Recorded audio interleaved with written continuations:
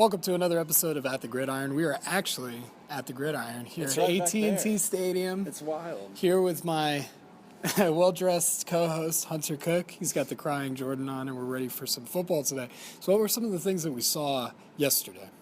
Well, some of the stuff yesterday that really stuck out to me, especially in the last game, was Henry Enoch of Yoakum. I mean, that kid was all over the field. I know you saw on TV if you were watching, played running back, played defensive end, made a bunch of plays from both. But the play that stuck out to me, and I think the one that stuck out to everyone, was that effort play where they were down by at least a touchdown, if not 2 touchdowns. We've got Jeremiah Crawford of Mineola breaking for the end zone, and Henry Enoch, who is I remind you, is a defensive end, runs him down. A quarterback in a spread option offense, Henry Enoch runs him down and makes the play. I mean, Mineola would go on to score, but the play to keep them from scoring on that play by Henry Enoch is one that has been the highlight of this thing so far. Another thing that really stood out to me was the entire game between Crawford and Refugio. That was an instant classic, fantastic defensive struggle, and every single score, it seemed like, was punctuated by great individual effort on both sides. It was just a really, really fun game to watch. One of the more hard-hitting and more physical games that I've seen so far. Right, and there was a lot of defense in that game, which is something that you don't often see in the high school games. Brought down to a field goal at the very last second of the game. Submarine defense are keeping him down at the line of scrimmage the entire time. We got to talk about Bremont too. I know that it's been talked to death. 47-game winning streak, 3 consecutive championship games. How'd you feel about that one? 47-0. It's just 47-0.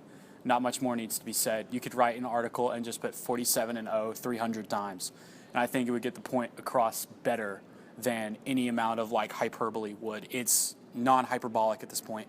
Rashad Paul is the most successful player in the entire storied history of Texas high school football. It's numbers. It's math. It's done. We have 3 games today.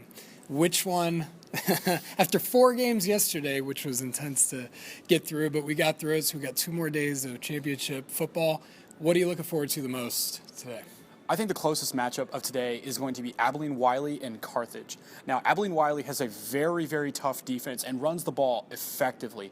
They got Big Brooks Pepper at running back. Cameron Hanna's another guy you have to look out for. Casey Grant can really move, and he plays very well from his safety slot. Carthage is no joke, though. This is a very talented team.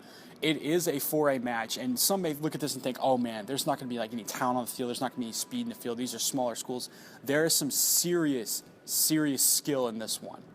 If you're gonna watch a game today, I would have it be that game, because I feel like that game is going to be the closest. Coming up in about an hour or so, we have West Orange Stark and Sweetwater.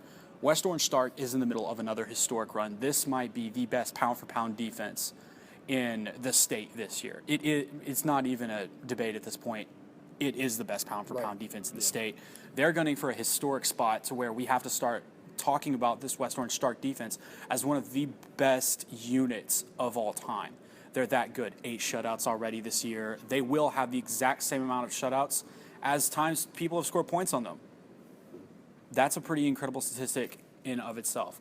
The nightcap is Aledo and Cal Allen. Obviously, you have Phil Danaher going for, the state championship. The last thing that has eluded one of the greats of all time. Since what, 2004 was the last time been that here, he went? It was 05. 05. Yeah. He was here in 05. Has not gotten back since. Right. This is the one thing he needs. Winningest coach of all time. Fantastic coach. But it's going to be tough against Aledo. Aledo is, I think they're the best team in 5A. They are talented, and not only talented, but deep at every single position.